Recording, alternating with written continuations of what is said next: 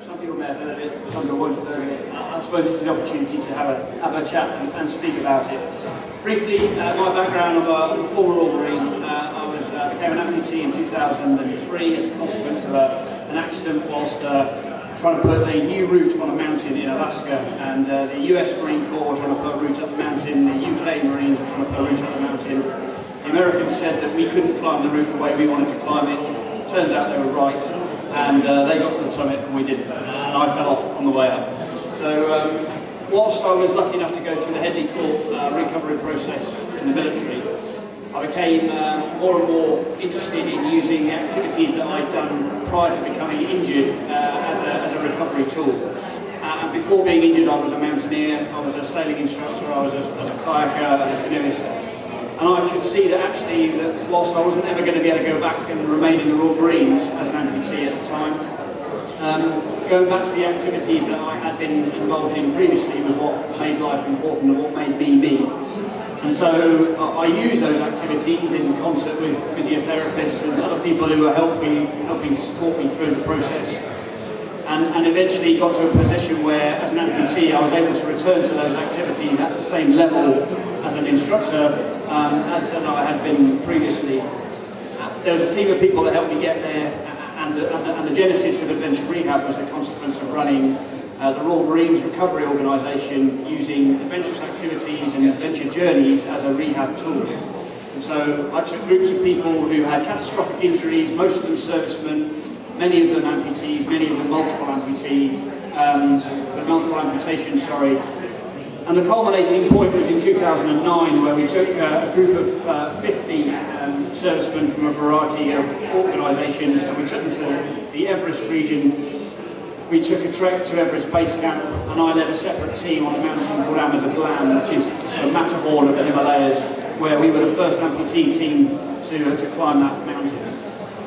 On the way back from that expedition, having had a understandably pretty life-changing opportunity with all these people who were taken from almost a point of injury through to where we were, I had a realisation that that was fine for the military, that had the resources to do it, but actually there's an awful lot of people in the real world who would benefit from the leadership and the ability of a team that had the ability to deliver those sorts of activities and those sorts of journeys as part of a rehab philosophy, and Adventure Rehab was born. Adventure Rehab effectively runs a rehabilitation philosophy for amputees. We are in a position to take people pretty much from point of injury, and the earlier we can get involved with people, the better. In a nutshell, our program is broadly 70% psychology, and the rest of the percentage, however that many needs to be, is physical. But we don't use clinical spaces to deliver our recovery, we use the real world. I have a particular bugbear in my mind that if you're trying to train someone to negotiate steps, or you're trying to negotiate the high street, or you're trying to understand how to live in your domestic environment, then why recreate that in a clinical space? Why not actually go to a real space and learn how best to do it? I'm lucky enough that I've linked up with psychologists and I've linked up with physiotherapists who share that viewpoint. All of us come from a shared background of mountaineering and kayaking and outdoor activities, and so have the imagination to deliver that sort of level of training in an outdoor and an engaging environment. The bit that's been interesting from our perspective is actually when you put people in a peer group, and the military are very good at making sure that people do things in groups, and the civilian world has been less good at bringing like injuries together and putting them together in groups with their families, with their significant other halves, with their children, and taking them through the recovery process so that everyone's needs are met simultaneously as a group. And we have built our program so that in this case the amputees program runs in one track, the families run on a second track, and throughout the process we interlink those two groupings to try and build family cohesion back together, to improve people's self-esteem, to recover that. Largely it is dad in the family who's the injured party, but to put dad back where dad was before he was injured, or to make sure that the children of that family are able to understand that actually dad's injuries or mum's injuries actually don't change them as a person, and actually as a family unit and as a group they can make their way through and pretty much achieve whatever it is they choose to achieve. There's a couple of fundamentals that the military deliver well, which I am afraid I've unashamedly stolen from the military philosophy, which is how we now deliver our program. It's worth quickly saying, bit of a myth buster. There's a few people who take the view that we are running courses for budding Ranulph Fines only, and unless you've been in the SAS, there's no point doing a course with us. That simply isn't true. It's true that quite a lot of the team that run Adventure Rehab have some military experience, but the people that we are delivering programs to are predominantly not military in any way. Currently, I think I've got 3 clients going through at the moment, or 3 guys going through who have been in the services, all of whom, though, were injured since leaving the services. So we're not doing anything at the moment with any serving members of the armed forces. It is all with people in the real world.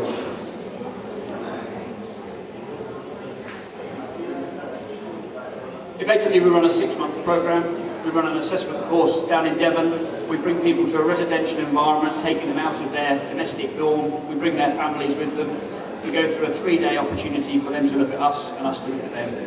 And from then, we then run a 6-month program of mentoring and coaching, which is delivered across a number of 5 residential blocks, which are interlinked.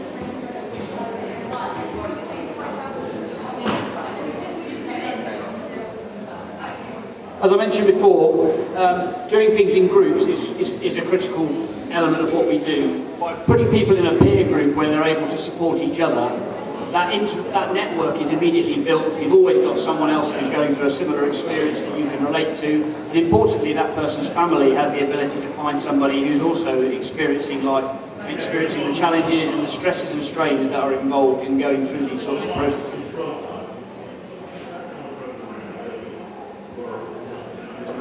To annoy me.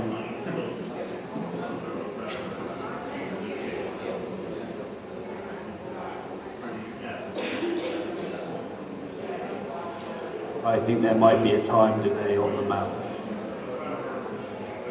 Can you just forward the slide on, please?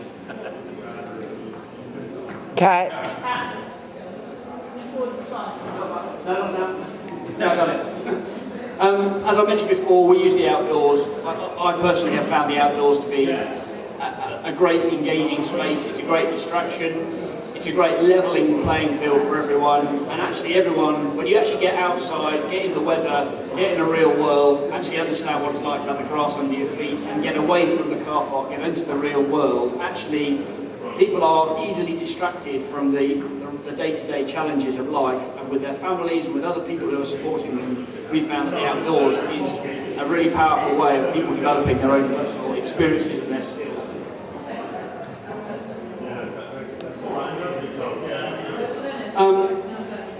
I probably shouldn't be the right person to talk about whether you should climb mountains or not. I'm not necessarily the best advert for mountaineering, despite the fact that I am still a very active mountaineer and still find that the only place I can really achieve any sense of self is climbing up a mountain somewhere. But this injury thing, whilst, as Michael previously articulated, is a hugely traumatic event that people have to go through, and people's families, importantly, also have to go through.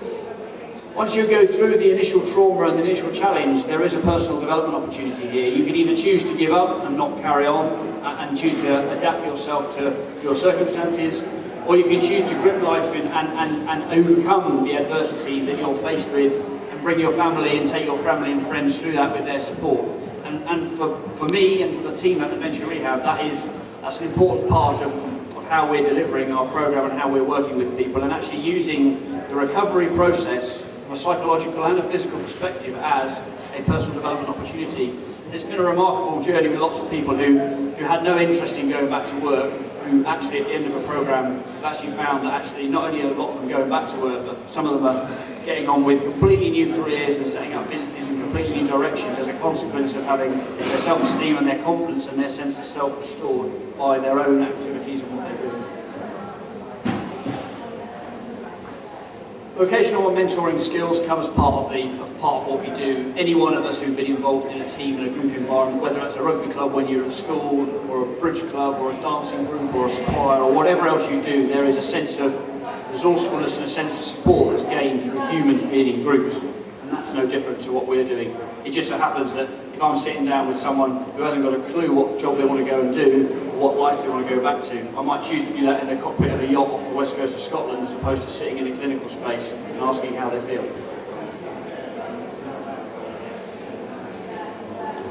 Go past that one. So the 5 weeks that we run as residential blocks are delivered, as I mentioned before, across a 6-month programme. Once people start a process with us, as they do with any group, we remain linked to that person. We talk to them, we join them together with other people in their sort of peer group, if you like, and the peer group is a really important part of what we're doing. It is nowadays very straightforward to keep in touch with people. Everyone's Facebooking. I'm running a course at the moment. It's actually, they finished today, and I've already had about 2 or 3 things on Facebook this morning from people doing activities on the course that I should be running right now, telling me what a good day I'm missing. So the technology that's available for people to keep in touch and to pass information around is phenomenal, and as this organisation and others like it are demonstrating, to actually get ourselves linked in, I don't mean LinkedIn as a blatant plug, I don't actually mean that in any way, but for Facebook and other such media to exist in such an open way means that for us to be able to maintain links with people when they are away from our base in Devon or away from us on a residential means that we can actually continue to have an effect on what they're doing. And they can continue to tell us what they're doing, which is a really powerful bit of feedback from people going through the process. So, in a nutshell, our 6-month progress starts with almost from point of injury, or as soon as we can get involved. And I've been around the RD&E at the Exeter Hospital, and I've spoken to people who literally come off motorbikes the night before. I've got some good links to people there. It happens that my wife's a doctor in that part of the world, so that makes a difference. And I know a number of the surgeons. So, at a small scale, we're able to link in with people very early on, and the ability to speak to someone's other half, or someone's mum, or someone's dad, and sort of direct and point them in the direction of the fact that there is a future that is beyond what you might immediately imagine when you wake up. And then to take them to the point where they're standing on the summit of a significant Munro on the west coast of Scotland is a powerful journey. And on the way down from that mountain, the discussions you have about how life will continue have been incredible. A picture paints 1,000 words, so I'll shut up for a second and let you have a look at this.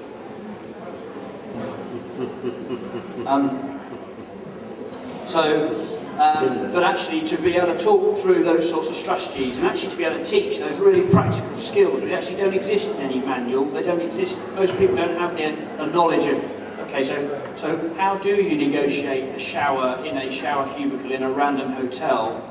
Well, I wouldn't go to a hotel because I don't know how to negotiate that. Well, simple.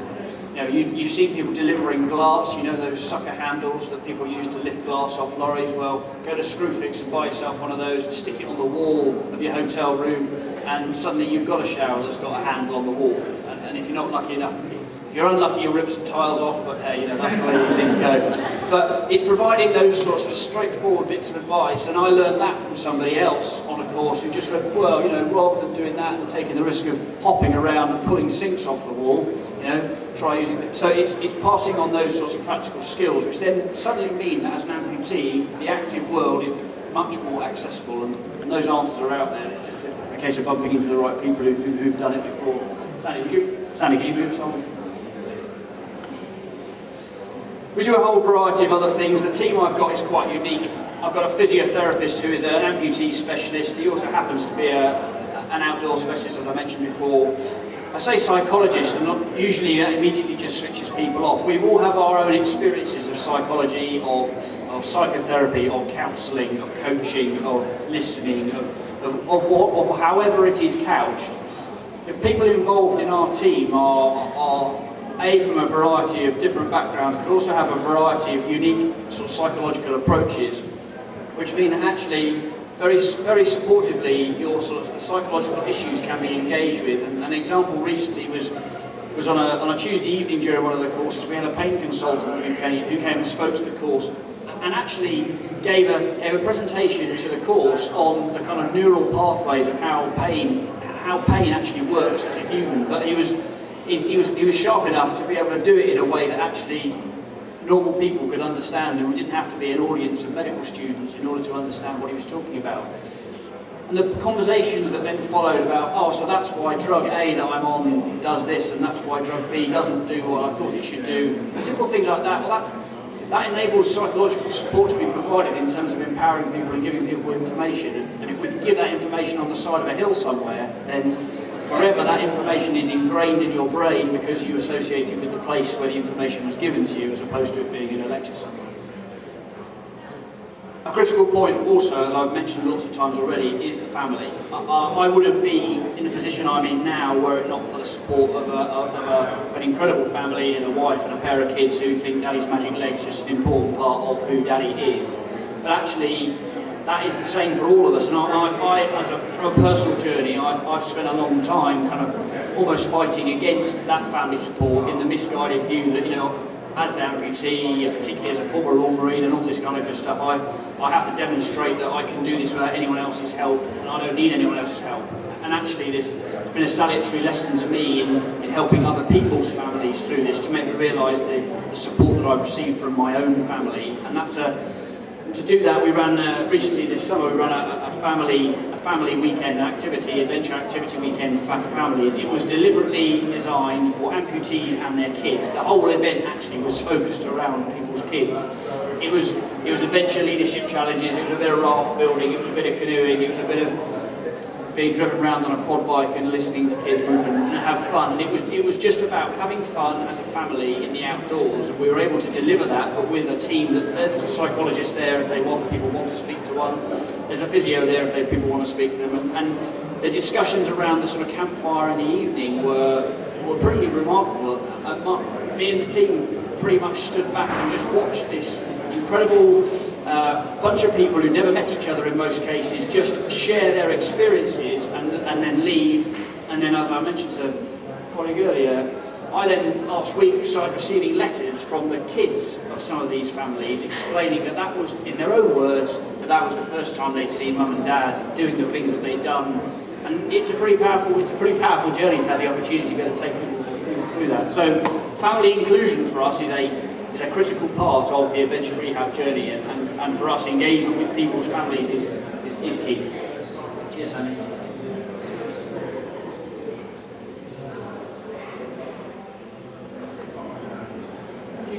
Sandy, can you click OK? Again, there's no sound to this. You can look at it on YouTube if you want the sound, unless it's been taken off for copyright issues.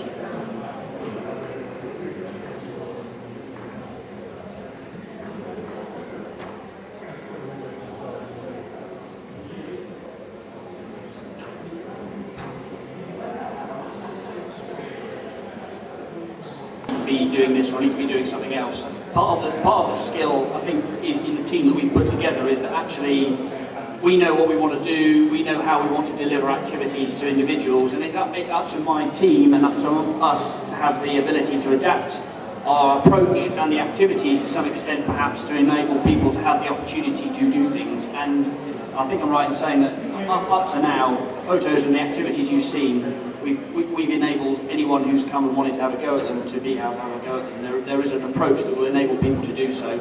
It's largely whether people are up for it, really, and whether they've got the go for it, and we're very happy to support people through that. It's only used. I've got two more, I think.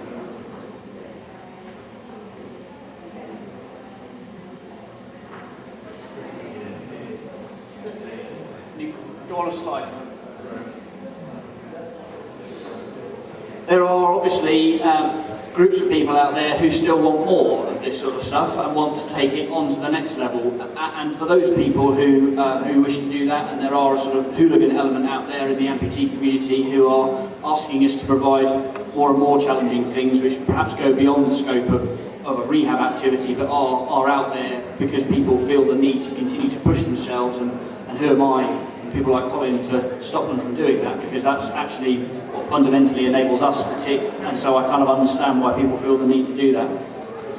We're in the process of putting together effectively a bunch of multi-discipline adventure racing type activities and expedition journeys deliberately focused for amputee groups to go and do more and more challenging things, so that people can have that photo in their photo album of them on top of a mountain or having done a journey.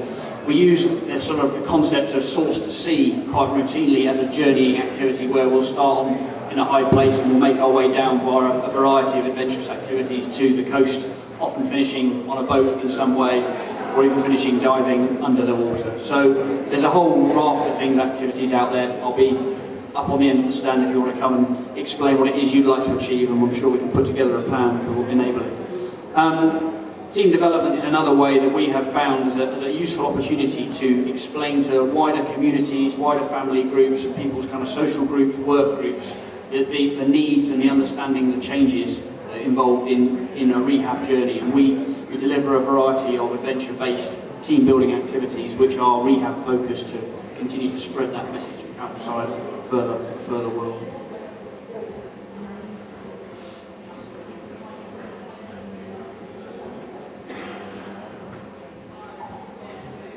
That particular individual is currently going through our rehab program. He was pretty savagely injured in an explosive incident, literally,